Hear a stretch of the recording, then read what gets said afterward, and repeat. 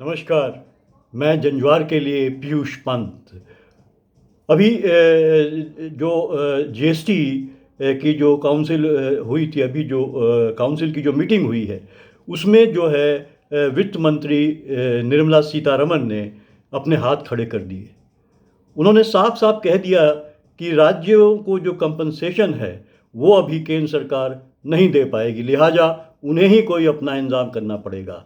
ये वही सरकार है जो जो बड़ी ही उत्साह के साथ और बहुत ही जिसने कहा था कि हम जो है कि वन नेशन वन टैक्स के तहत जो लेके आ रहे हैं जीएसटी को, बड़ी चर्चा इसकी हुई थी और बड़ी वाहवाही की गई थी। और सरकार ने ये उस टाइम में कहा भी था कि क्योंकि राज्यों ने काफ़ी इसका विरोध भी किया था शुरू शुरू में, हालांकि बाद में सभी राजनीतिक दल इसके पक्ष में आ गए थे, लेकिन उस समय जो है सभी ने जो है फिर इसके समर्थन में अपना मत दिया और ये जो है कि वहाँ संसद में पास हो गया था। लेकिन मैं बात कर रहा हूँ किस तरह से सरकार जो केंद्र सरकार है, जो इस समय वो अपने लगातार जो जो वादे कर रही है उससे पीछे हटती चली जा रही है। अभी आप देखिए, यही यही जीएसटी है जो गुड्स एंड सर्विसेज टैक्स, जिसको एक टाइम में राहुल गांधी ने गब्बर सिंह टैक्स कहा था और काफ़ी प्रचार किया था चुनाव में इसका।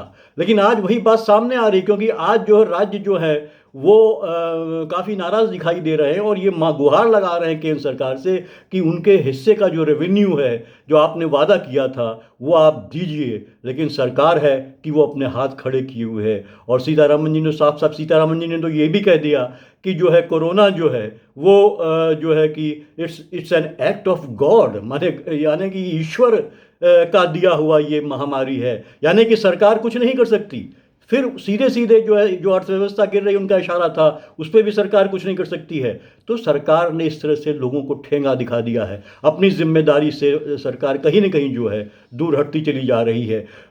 क्योंकि देखिए, अगर जीएसटी की हम बात करें, किस तरह से राज्यों की क्या हालत हुई है, और ये यही बात है कि तो क्या ये सवाल लगातार बार बार उठ रहा है। आज जो राज्य है वो लगातार मांग कर रहे हैं, उसमें खासकर जो है कि पंजाब है, बंगाल है, केरल है, ये काफ़ी समय से जो है मांग कर रहे हैं कि उनका हिस्सा दिया जाए। और पिछले जो 4 महीनों से जो है अभी जो राज्य का जो हिस्सा बनता है इस पूरे टैक्स में जो है वो उनको नहीं दिया गया है 4 महीने से।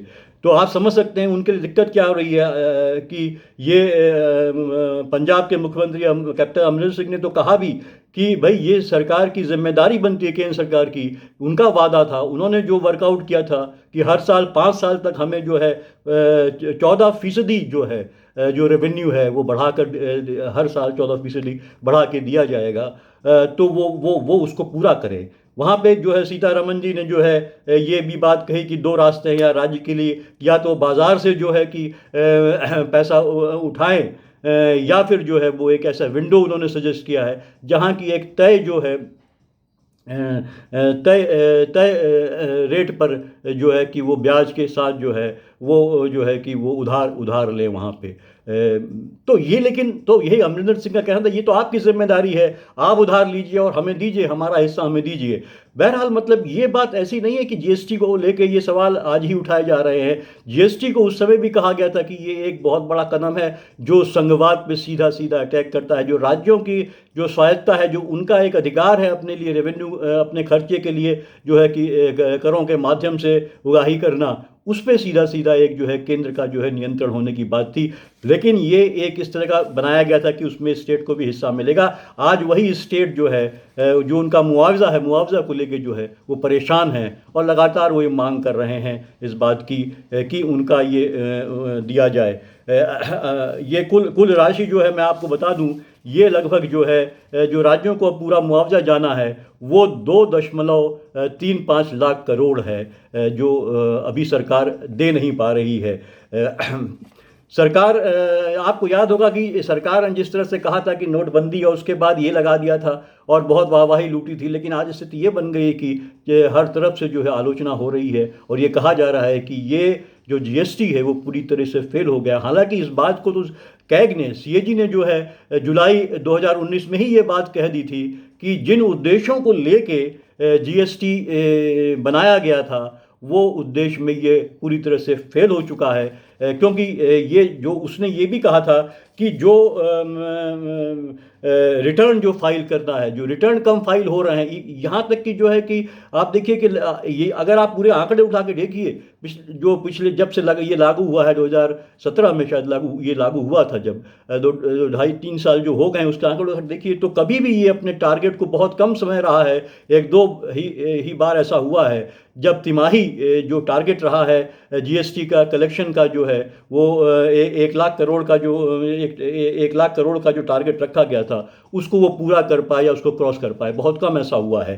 कैग ने भी ये जुलाई 2019 में कहा था कि न तो ये जो टैक्स रोकने का एक टैक्स रोकने के मैकेनिज्म कोई उसमें अभी तक ये ऐसा रखा नहीं गया है। उसने ये बहुत साफ साफ कहा था कि ये जो कहा गया था कि ये जीएसटी जो है वो टैक्स की चोरी को रोकेगा, लेकिन ऐसा कुछ भी हो नहीं पाया है। टैक्स की चोरी अभी रुक नहीं पा रही है, टैक्स की चोरी हो रही है और अभी तक वो मैकेनिज्म नहीं रखा गया। दूसरी बात कैग ने ये कही थी कि जो रिटर्न फाइल करने वालों की संख्या लगातार घट रही है, जबकि ये सरकार लगातार इस तरह के क्लेम करती रहती है कि जो है कि इतने रिटर्न भर दिए गए, इतने रिटर्न लगातार बढ़ रहे हैं। कैग ने ये भी कहा था कि उसने कहा था कि अप्रैल 2018 में जहां 87% लोगों ने जो है कि रिटर्न फाइल किए थे, वहीं ये संख्या दिसंबर 2011 में घट के 89 जो है 79% हो गई थी। तो ये लगातार जो है देखिए एक असफलता की तरफ ये सिस्टम पूरा का पूरा अग्रसर है और आज तो ये एक संकट के दौर से गुजर रहा है जहाँ की राज्यों को बहुत ज़्यादा गुहार लगानी पड़ रही है। एक उनका एक भिखमंगे वाली स्थिति बन गई है जहाँ की वो जो है कि एक लगातार अपने लिए सच मायने में तो कहिए भीख मांग रहे हैं और जो मालिक है वो कह रहा है कि नहीं, मैं तुम्हें एक पैसा भी भीख नहीं दूंगा। तो ये स्थिति बन गई है। और यही देखिए ये पूरा अभी विश्व बैंक ने भी एक बात कही, आपको आज ही की बात विश्व बैंक ने कहा है कि ईज ऑफ डूइंग बिजनेस की जो रैंकिंग है वो सब फर्जी रही है। वो सब भारत समेत सभी देशों की ये जो रेटिंग थी वो सब जो है फर्जीवाड़ा थी। और यही फर्जीवाड़े पे पूरा का पूरा पूंजीवाद जो है एक्चुअली वो है उस पे आधारित है।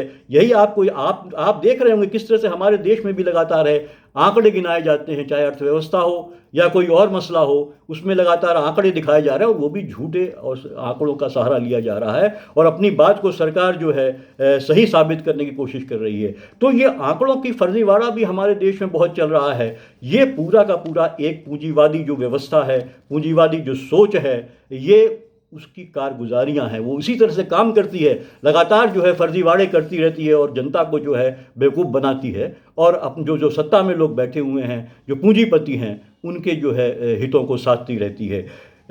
आज ये कहा जा रहा है कि जो है कि ये व्यवस्था पूरी तरह से फेल हो गई है, लेकिन दरअसल क्या है कि ठीक है जहां राज्यों को ये मुश्किलें हो रही हैं, लेकिन जो इसका एक्चुअली जो जीएसटी का मुख्य उद्देश्य क्या था, आप देखिए लगातार जो है जो राज्यों के जो छोटे राज्य थे जिनको फ़ायदा होता था उनको जो उनके हाथों से अधिकार छीन के केंद्र पे दे दिया गया। इसका क्या मकसद था? इसका मकसद 2-3 मकसद थे, वो बहुत साफ मकसद थे और वही पूंजीवाद के मकसद होते हैं। इसका मकसद था सबसे बड़ा कि पूंजीपतियों पर देखिए आप जो है प्रत्यक्ष करों यानी कि डायरेक्ट जो टैक्सेस था उनका बोझ कम किया जाए और आम मेहनत कश जो जनता है उस पर इनडायरेक्ट टैक्सेस के माध्यम से, अप्रत्यक्ष करों के माध्यम से बोझ बढ़ाया जाए। और जीएसटी ये करने में पूरी तरह से सफल हुआ है। जहां जो है पूंजीपतियों के बड़े बड़े कॉरपोरेट्स के टैक्स कम किए गए हैं, कम जो रेट भी बनाए गए हैं उसमें लगातार आप देखिए कि और ये भी हुआ है कि जो पैसे वाले लोग हैं उनके जो गुड्स हैं उनके टैक्सेस कम हो गए और जो गरीब आदमी के आम कंजम्पशन की चीज़ें हैं उनके टैक्स स्ट्रक्चर जो बनाया गया उसके रेट बढ़ गए, तो वो चीज़ें महंगी हो गई हैं। किस तरह से जो है कि अब लगातार ये पूरी व्यवस्था जो है वो जो है पैसे वालों अमीरों के पक्ष में खड़ी व्यवस्था है। इसी तरह देखिए आप देखिए व्यवसायियों का, छोटे छोटे जो व्यवसायी थे, जो छोटे छोटे पूंजीपति थे, वो लगातार बर्बाद होते चले गए इस पूरे टैक्स रिजीम से। जो इसमें कॉम्प्लिकेशन थे टैक्स रिटर्न भरने में, जिस तरह का कम्बरसम प्रोसेस रहा पूरा, तमाम तरह के फॉर्म्स थे, जो कंप्लेंट आती रही तो बाद में सरकार को उनको थोड़ा सा सरल भी बनाना पड़ा, लेकिन उसके चलते जो है लगातार जो है छोटा पूंजीपति जो है वो बर्बादी के कगार पर पहुंच गया और जो है बड़े पूंजीपतियों की जो है बाजार में हिस्सेदारी बढ़ी, उनका मुनाफा बढ़ा। तो हम ये नहीं कह सकते कि जीएसटी जो है कि पूरी तरह से असफल रहा है।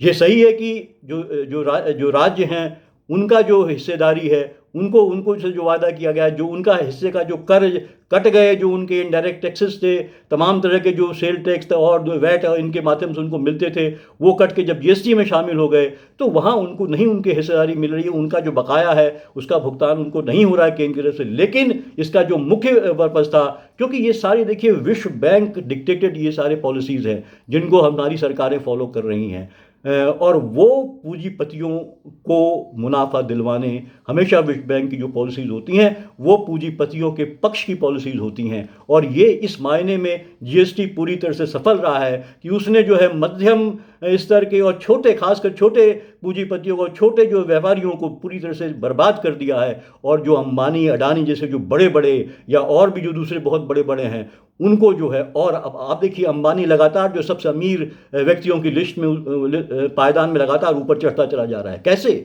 इसी तरह से ये सारी जो जो जो रिजीम तैयार हो रही हैं वो इन्हीं सब बड़े बड़े घरानों को, बड़े बड़े पूंजीपतियों को जो है कि और अमीर बनाने के लिए हो रही हैं। ये इसका साफ साफ दिखाई दे रहा है। इस समय संकट में हैं, बहुत से राज्य संकट में, सरकारें, एक असंतोष पैदा हो रही है, लेकिन उनके हाथ बंध गए हैं। अब यही है कि केंद्रीय मंत्री ने भी उनको रास्ता दिखाया कि तुम बाजार से उधार लो या फिर जो है कि कर्ज लो।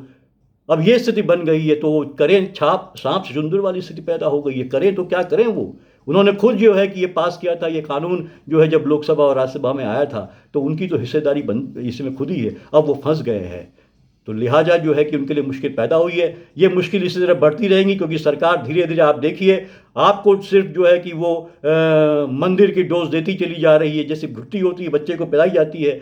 वो संकट में जब आप होते हैं, आपकी रोजी रोटी छीन रही है, तो वो धीरे धीरे जो है हिंदू मुसलमान की जो है घुट्टी आपको पिलाती है, मंदिर की घुट्टी आपको पिलाती है, और जो है कि पाकिस्तान की घुट्टी आपको पिलाती है। और इस तरह से जो है आपकी अटेंशन डाइवर्ट कर देती है आपके जो असली मुद्दे हैं। अब तो राज्य सरकारें भी परेशान है, वो करें तो क्या करें। ये नहीं कि बीजेपी शासित राज्यों की सरकारें परेशान नहीं है, लेकिन उनके मुंह बंद है क्योंकि उन्हीं की जो डबल इंजन की सरकार है वो अपने को मानती हैं। बहुत बड़ी बात कही गई थी, आज वो भी त्रस्त हैं, लेकिन वो कुछ बोल नहीं सकती हैं। आज नहीं तो कल ज़रूर वो अपना मुंह खोलेंगी, और तब मुझे लगता है कि कहीं ना कहीं दिक्कतें केंद्र सरकार के लिए और पैदा होगी। चलिए हम देखते हैं कि आगे क्या स्थिति बनती है। इन्हीं के साथ मैं आपसे विदाई लेता हूँ। नमस्कार।